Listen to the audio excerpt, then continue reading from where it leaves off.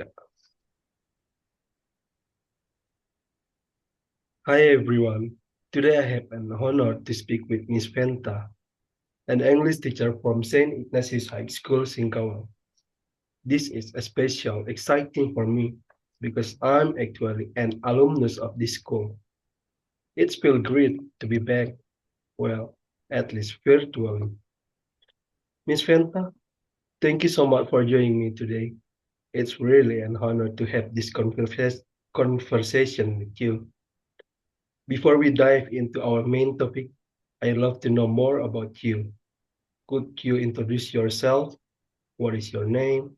And how long have you been teaching English?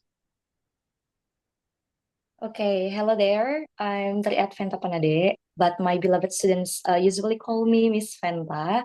I graduated from the English Language Education Study Program of Sanata Dharma University in Yogyakarta, and it was in 2020.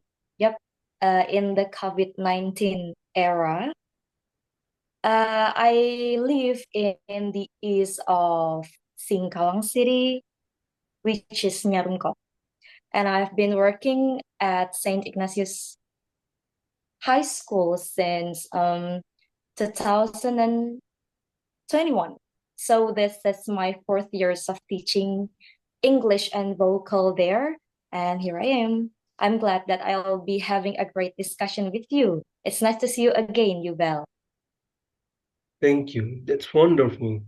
You know, when I was a student at St. Ignatius High, I don't think we had the chance to meet because you weren't teaching here yet. It would have been great to be in your class. What inspired you what inspired you to become an English teacher? Was it always your dream or did something specific lead you to this career?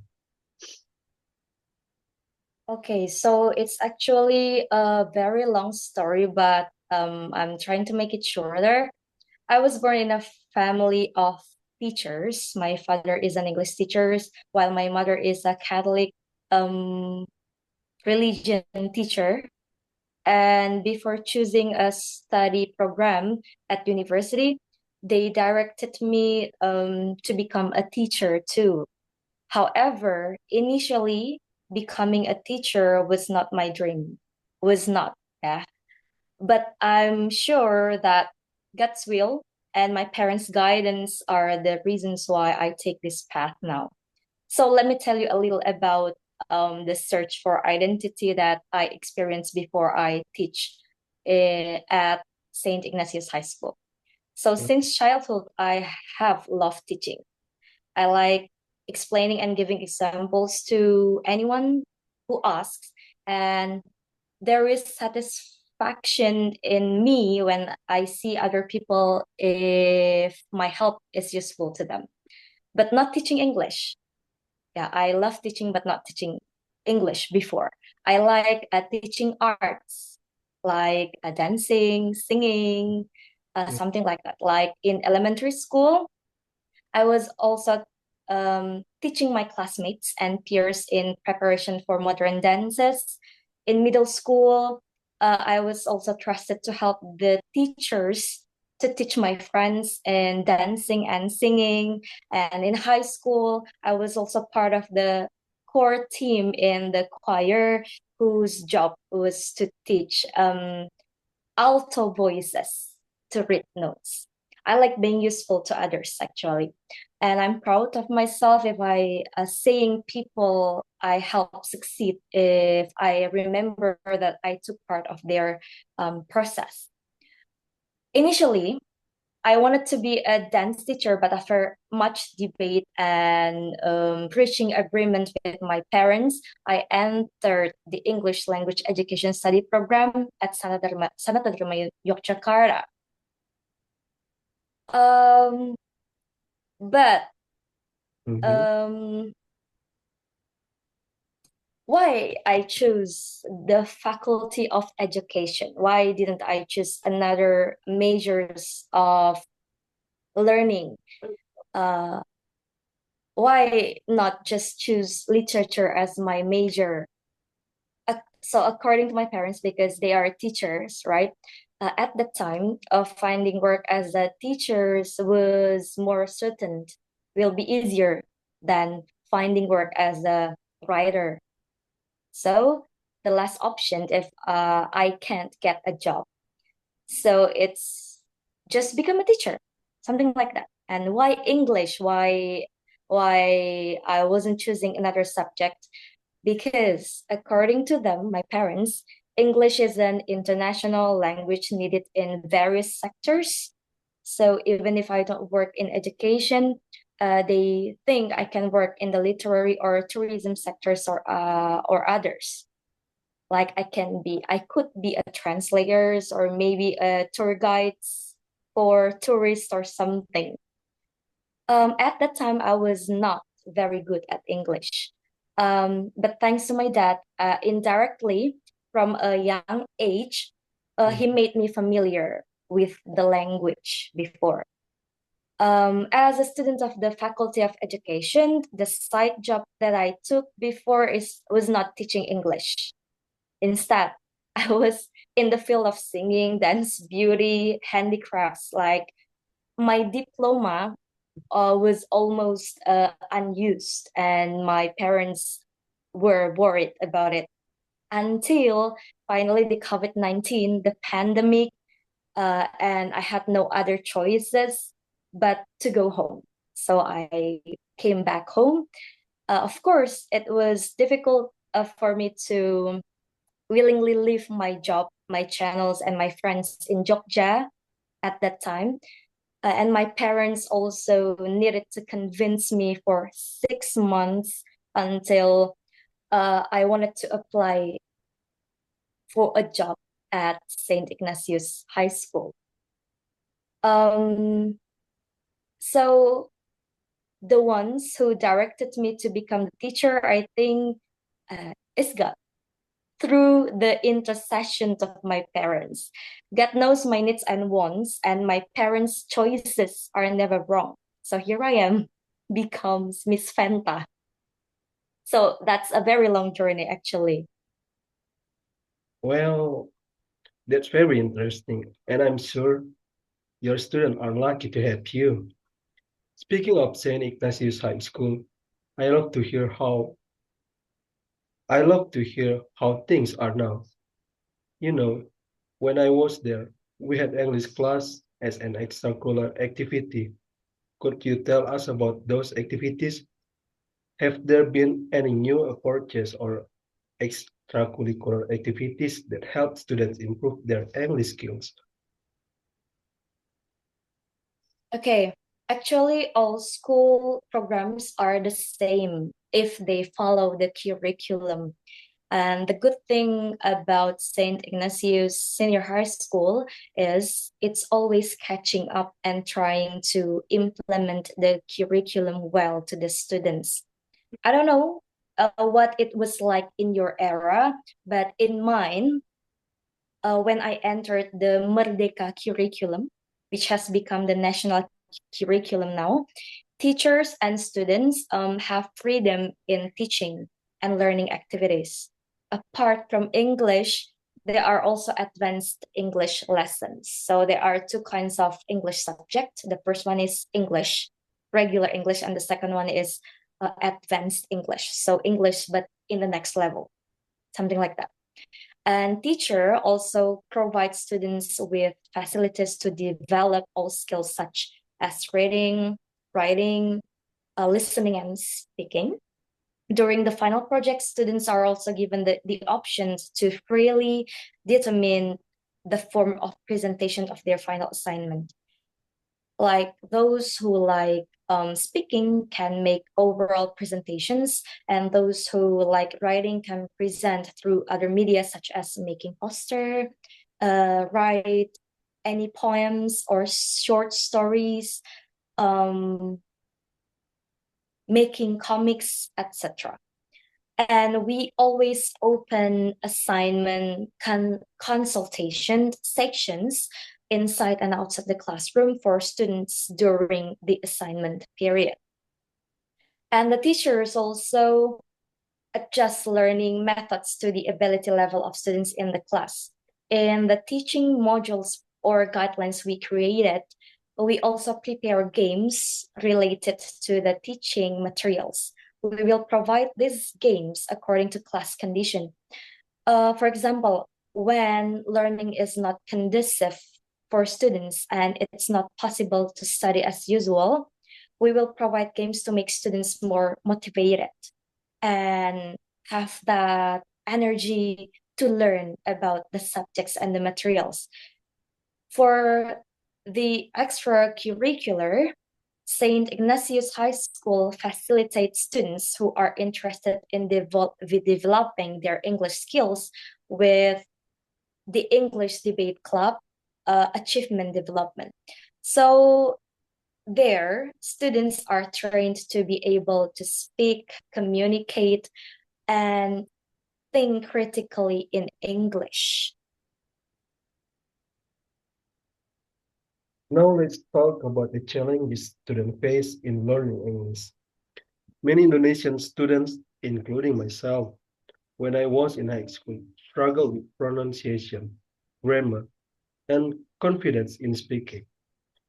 From your experience, what do you think are the biggest difficulties students face when learning English? Okay, so before we talk about the biggest difficulties uh, students face when learning English, you need to believe me that we are the same. I was also in those days. I don't want to say comforting things like English is easy. No, I strongly disagree about that. Why? Because I have three reasons. First, our first language is Indonesian, and the second is our mother tongue, like Dayak, Javanese, Malay, etc. And I'm not sure that English is in the third place of our language in Indonesia. Even in some areas in Indonesia, teaching Indonesian is difficult as teaching English. Okay, and the second, English has complicated grammar. There is a use of tenses where we have to understand when to use the past or the present or the future tense. The vocabulary is also wide. Like there are three types of verbs in English, like verb one, verb two, verb three, like that. And the pronunciation of words is also varied. There are various accents like British, American, Australian, Singaporean, etc., and many more. So looking for learning references is also confusing, actually. And the final reason why learning English is difficult for students, maybe it's because the effectiveness of learning a foreign language depends on age and environment. Okay, I have read this study before. For normal children, the ideal age of learning a foreign language is in the golden age of 3 to 5 years old. Why? Because at this age, our brain abilities is easier to absorb new vocabularies. And if a learning environment supports it, so we can learn foreign language easier than usual. Meanwhile, children in Indonesia in general at that age, the golden age, focus on learning their mother tongue or Indonesian, right? However, all of these things, in my opinion,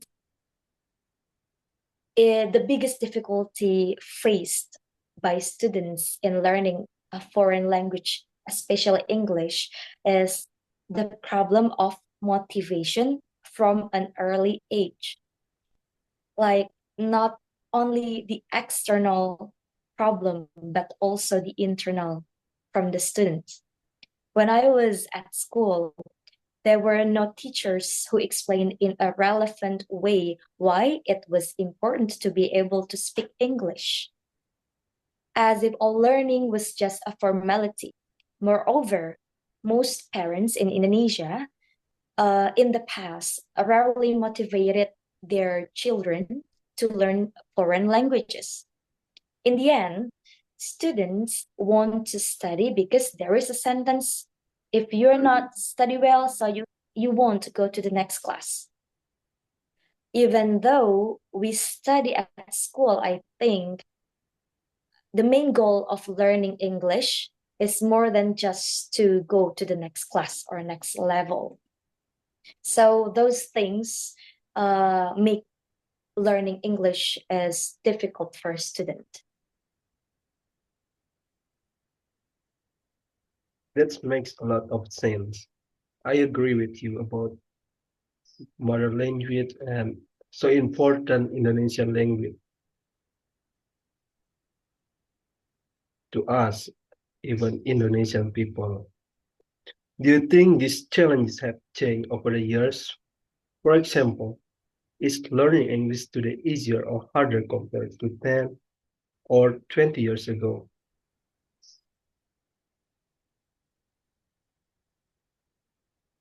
Okay, so different times, different challenges. Nowadays, we live side by side with technology. Even the alpha generations has been exposed to digital screens too early, right? With technology, learning English is certainly easier. Just type in the keywords and a lot of information and examples of the use of the language will come out. We easily access and know global trends, so the motivation to learn explores something must be increased.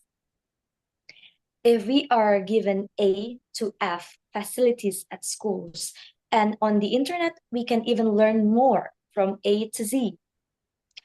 In this way, the challenges in learning English today are different from 10 or 2 years ago. Like the new challenges are distractions during the learning process. For example, instead of the initial purpose of using gadgets and the internet um, to look at to look for learning references or materials that we are going to learn or we are going to work or we are going to finish, you are we are tempted to open other applications such as games and social media such as WhatsApp, Instagram, YouTube, etc. Apart from that, there are internal challenges such as maintaining the value of honesty in students. Wide and free internet access also influences honesty in their learning process. For example, now there is AI technology such as ChatGPT, where students can easily copy and paste to complete the assignments given without even needing to think critically by themselves. And perhaps there are many other challenges right now.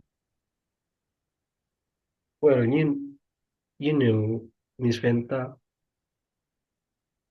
uh, I want, uh, I have a question. I mean, you have to, you, you, you have answered the next question. So I will skip the question and go into the next topic. It's about pronunciation.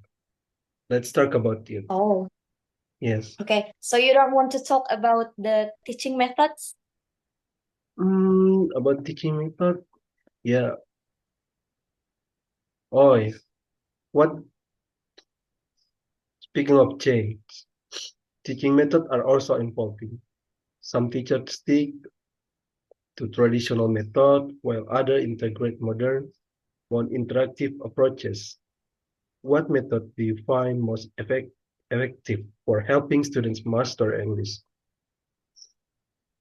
Okay, in my opinion, all teaching methods are effective if they are adjusted to the learning targets students need. And the last one is the situations in the classroom.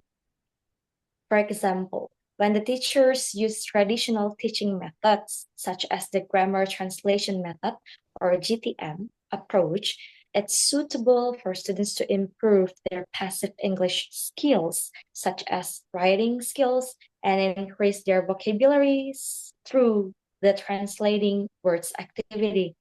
There are also modern teaching methods such as text-based learning to improve students' reading and critical thinking abilities.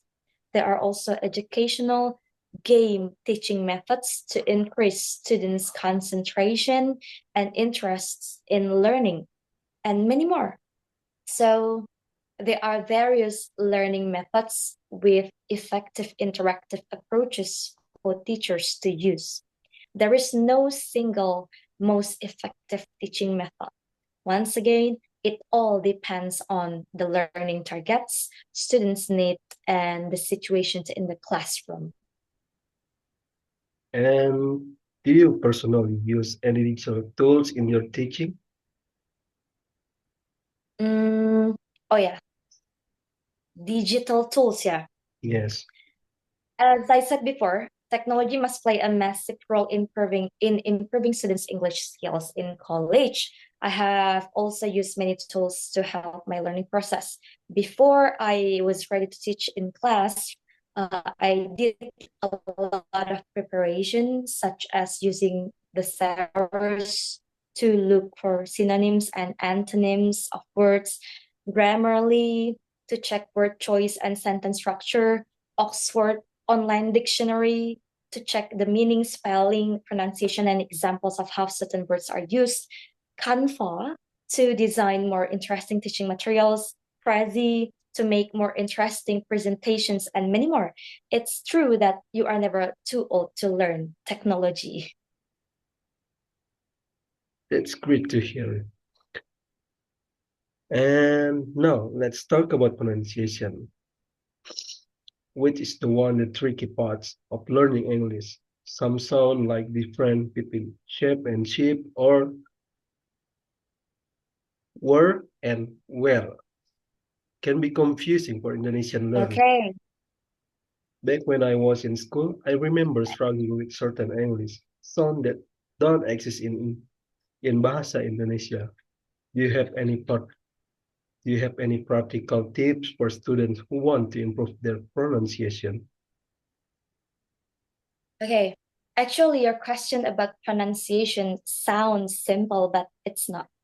But since you mentioned the difference in sounds like the words ship and ship, I will explain a few things first before I answer your question.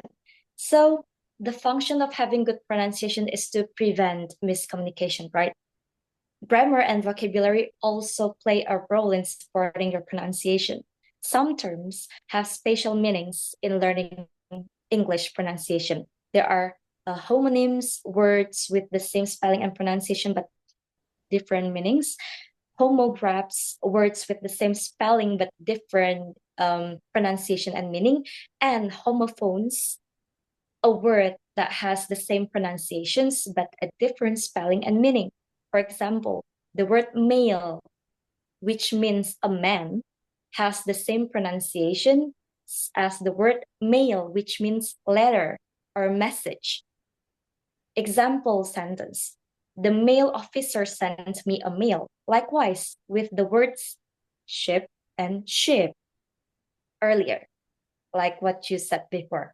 Actually, the way to read or pronounce these words a bit different. Ship with the short I, ship, short, and ship with the long I. Example of the sentence: the ship can carry hundreds of ships. So the ship for kapal using a short I, ship, and the sounds of ship for domba, right? It uses the long I, ship. So ship and ship. Okay, it's about a part of pronunciation learning process called homophones. Okay, just imagine if verbally you heard about this sentence from the person we were talking to. Do we understand what that means? I think not necessarily, right? So don't underestimate the lessons about grammar, vocabulary, and pronunciation. I think that's about my explanation. Now I'm going to answer your questions about how to practice pronunciation in fun way, yeah? Okay, there are many digital media for learning pronunciation, such as film, games, movies, games, songs, recordings, and so on. Before looking for learning media, you choose an accent first. What accent do you want to use? Pick one and consistently use it. So learning will be easier and more specific. If I choose, I chose American accent to learn. Learning will be more fun if you involve things you like in the process. So, for example, I like singing. Apart from learning the songs, I can also learn the pronunciation and vocabulary of the lyrics of the song. If I like the song, I will automatically learn how to sing it with the correct pronunciation and look for the meaning of the song, right? Then I also like watching movies. I wanted to learn English at the same time with an American accent. So I chose a film or movie with an American accent with English subtitles. Oftentimes when watching a movie, I pause for a moment to imitate the conversation in the movie. And then I also take the time to look for certain words in the dictionary that I don't know the meaning of. So through watching movie, I can learn the pronunciation and also new vocabulary. You can also learn English or your pronunciation while scrolling your Instagram. When I find a post whose content and caption are in English, I will try to read it and look for the meaning of certain words in it. I often record my own voice while singing or reading something in English, just to make sure the pronunciation, the rhythm, intonation, and accent are correct. It may sound complicated to other people. The intention is to have fun. I want to refresh myself by singing, watching movies, just opening social media while studying. But it's not complicated for me because I really like doing it. So find something you like and try to use that thing as your learning media. Other times where the aims is to learn, I will open YouTube and learn English from native speakers to be more reliable. I usually watch Speak English with Vanessa channel, which is a native speaker with an American English accent. So there are a lot of native speakers in YouTube who use many accents. So you can choose. You want to learn the British accent, Americans, or something else. So the key is learning pronunciation will be easier while doing things you like, and don't be lazy to practice directly by listening and imitating speech in English. That's really that that's very that's really valuable advice. And I think that one of ways that you give for students to improve their English skill. Is that right? Or you have any more to share about the best way for improve their English skills? The best way to improve the English skills. Yeah. Yeah. Previously, actually, different people actually had different ways of learning.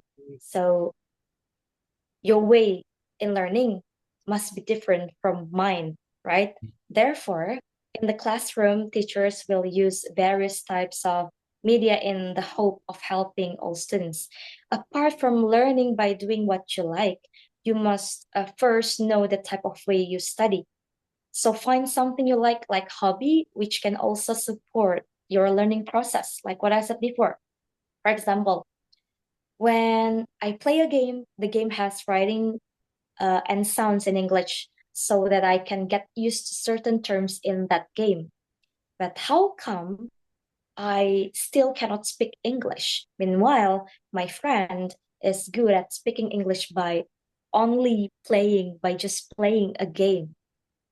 Maybe, maybe my hobby doesn't suit my way of studying. Maybe my way of studying is solitary, like where I have to be alone and study in a quiet place via the internet or books. So, study tips also depend on the person and their needs. Actually, as I said before, a fun way to learn English outside of class can be by watching films, listening to music, reading books, and other things you like that use English in term. If you like writing or typing daily journals or diaries, use English. Use learning websites such as Duolingo, BBC Learning, Grammarly, etc. If you have family or friends who like to speak English, such as parents, siblings, or playmates, or your classmates outside, try practicing daily conversations with them. Yeah, I know it's will be hard, but you need to practice. Finally, if you are unable or lack of confidence to learn autodidactically or learn by yourself, you need to join a course of English learning community.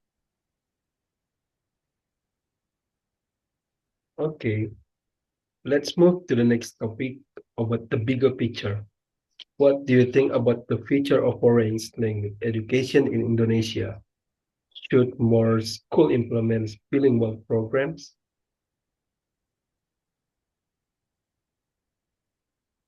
Did you say about bilingual programs?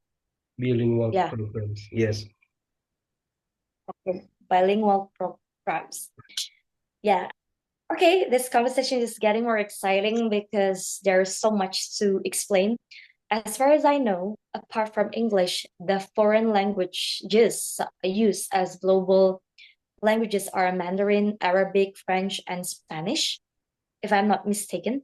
And there are many universities in Indonesia, such as Sanata Dharma University, Gajah Mada University, and many more that provide foreign language study programs. So in this era of the national curriculum, it's increasingly recommended that foreign languages, especially English, be taught from an early age. At, for example, like what I said before, at St. Ignatius Senior High Schools also has advanced English subjects. But I also don't know what the education policy will be like during the new presidential administration. Uh, like we have a new president, so we are going to have another policy of education, right? But in my opinion, in the facilities, access, and quality of education and human resources are evenly distributed, then education in Indonesia will continue to follow global developments and demands, thereby striving for appropriate foreign language learning. When it comes to bilingual programs, as far as I know, in Indonesia, they're only available in internationally based schools, such as Bina School, Sampurna Academy, and others. But every policy definitely has pros and cons in it. Bilingual programs are very useful for improving students' cognitive skills. Children will be more multitasking, their communication skills will improve in various languages and will be so much better. So career opportunities will be also wider than usual. However, in my opinion, this bilingual program will be effective if it started from an early age, such as in kindergarten or elementary school. Back again to the golden age. The younger you are, the easier it is to learn language. If you go from kindergarten to middle school, then in high school, you register at a school that uses a bilingual program. Is it possible? Maybe, but the challenges will be definitely be more difficult than for children who have attended schools that provide bilingual programs from an early age. If so, why doesn't Indonesia just require international based schools? Yeah, because there are so many factors here. School that can provide bilingual programs must have qualified human resources, teachers, and staffs to support this program. In school, especially in high school, there are about 30 subjects in class. Finding adequate professional bilingual teachers is definitely a challenge for many schools in developing countries like Indonesia. Of course, this also affects school costs. There is a price, there is a service. And in my opinion, for now, the government's policy in the Hi everyone, my name is Yubelki Yosef Pusli. Today I will be presenting on the topic of English language learning and teaching in Indonesia. This presentation is based on an interview with Miss Triad Fenta Panade, an English teacher at St. Ignatius High School. Throughout this presentation, I will discuss her journey in becoming an English teacher, the teaching methods she applied, the challenges students face in learning English, and her perspective on the future of language education in Indonesia. I hope this presentation will be both informative and engaging for all of you. Before we dive into the main discussion, let me introduce our interviewee, Miss Fenta Panade, or Miss Fenta, as her students call her. She has been an English teacher at St. Ignatius High School since 2021. Over the past few years, she has worked hard to help her students improve their English proficiency. She graduated in 2020 with a degree in English language education from Sanata University. Her passion for teaching and commitment to student success have made her a dedicated and innovative educator. She constantly looks for new ways to make learning English more interactive and enjoyable for her students. Miss Fenta grew up in a family of teachers, which greatly influenced her career path. Initially, she was more interested in the arts, particularly dancing and singing. However, her parents encouraged her to pursue a career in English education. At first, she was unsure if teaching was the right path of her, but everything changed during the COVID-19 pandemic. During this period, she saw how students struggle with online learning, and she felt a strong desire to help them.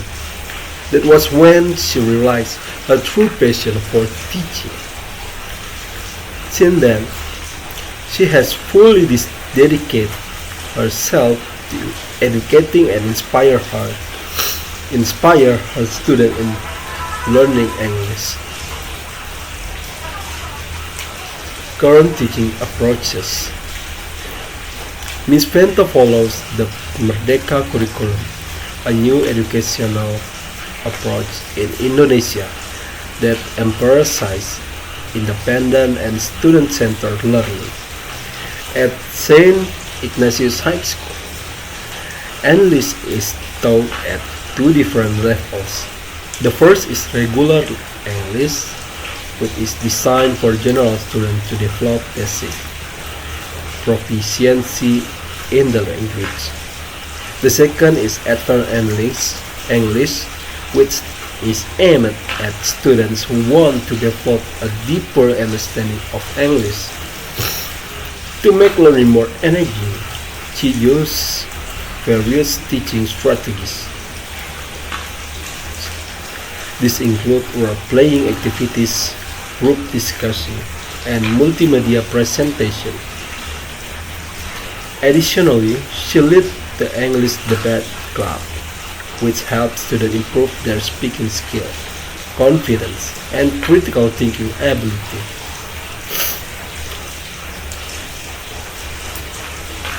Challenge in learning English. Students in Indonesia face several challenges when learning English. One of the biggest issues is language priority. Since Indonesian is the main language used in daily life, many students do not get enough exposure to English. On top of that, many of them also speak their region mother tongues, making English a third language is their daily life. Besides this, students also face technical difficulties in learning English. The grammar rules in English are quite complex and different from Indonesia, which can make them difficult to master. English also has multiple tenses, which often confuse learning. Another challenge is pronunciation. English words are not always pronounced as they are written, which makes speaking and listening comprehension more difficult for students. To overcome these issues, teachers must find ways to make learning more enjoyable and encourage students to practice English outside the classroom. To help students overcome these difficulties, Miss Fenta integrates modern digital tools into her teaching. She used the thesaurus to help students expand their vocabulary by finding synonyms and antonym.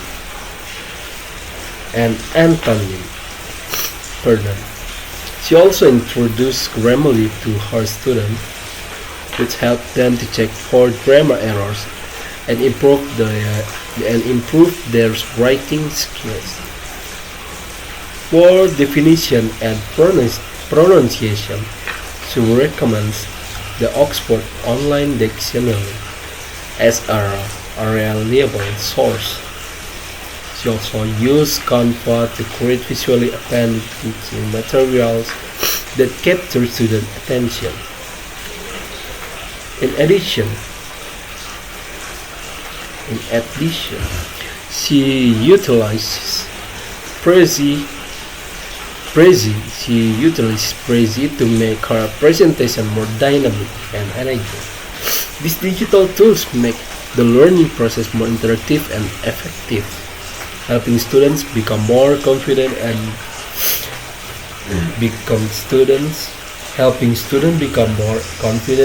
using English in their daily life.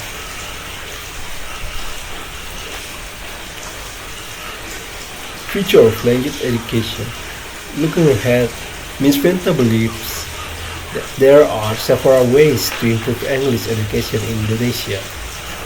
One important recommendation is to introduce foreign language at an early age. or in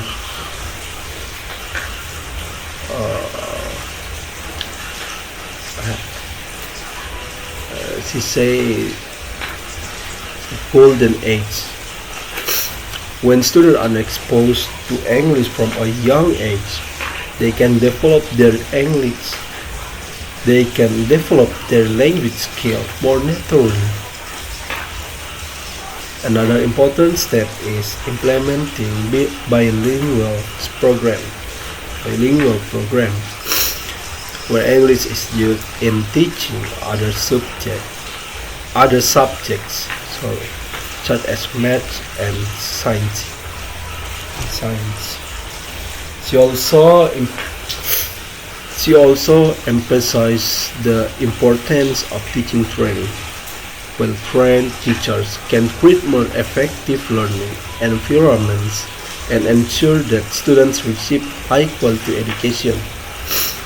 However, there are also challenges that need to be addressed. Not all schools have access to digital tools or qualified English teachers. Additionally, implementing bilingual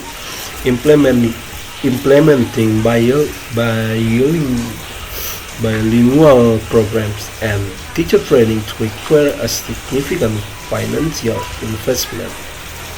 To overcome these challenges, collaboration between educators, policymakers, and communities is essential to ensure equal access to quality English education in Indonesia. That concludes my presentations. I hope this discussion has given you valuable insight into the state of English language education in Indonesia. English is an important global language, and improving the way it's taught can greatly benefit students across the country.